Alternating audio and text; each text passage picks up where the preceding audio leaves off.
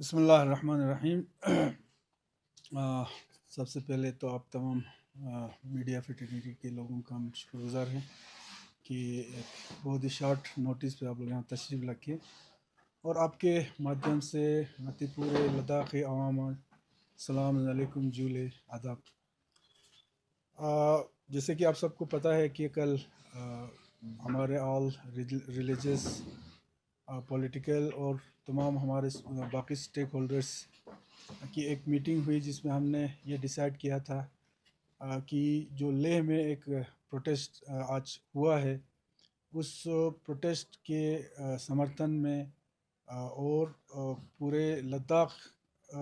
چونکہ اس پروٹیسٹ میں شامل ہونا تھا، اس کی وجہ سے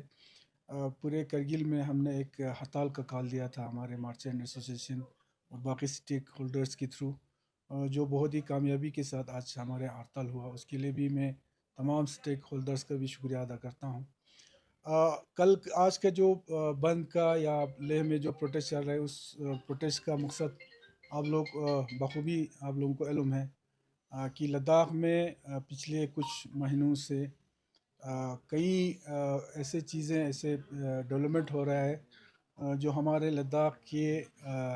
ہیت کے ہمارے لداخ کے عوام کے خلاف ایک کچھ یہ ایکٹیویٹیز ہو رہی ہے، جس میں سب سے پہلے تو جو ایک شراب پالیسی جو لیکر پالیسی جو ریسنٹلی جو نوٹیفائی ہوا ہے، جس کے خلاف نہ صرف کرگل نہ صرف لیہ بلکہ ہر جگہ لداخ کے ہر کونے سے ہر طبقے کے لوگوں نے اس کی مذمت کیا ہے، اور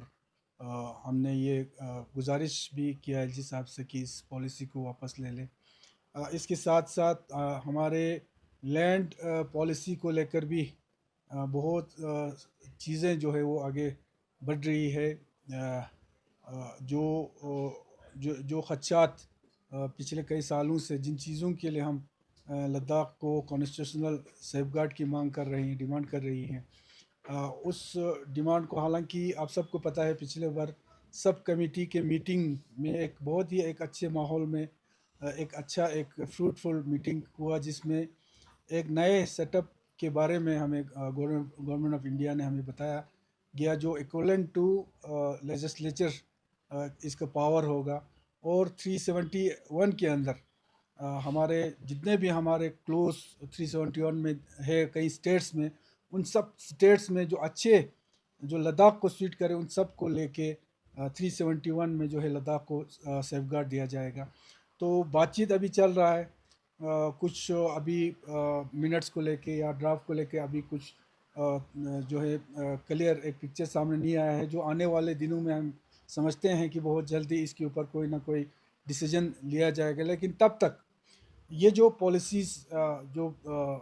الگ سے بن رہی ہے، یہ پالیسیز اگر یہ ہوتی تو اس جو سیف گارڈ کے ملنے کے بعد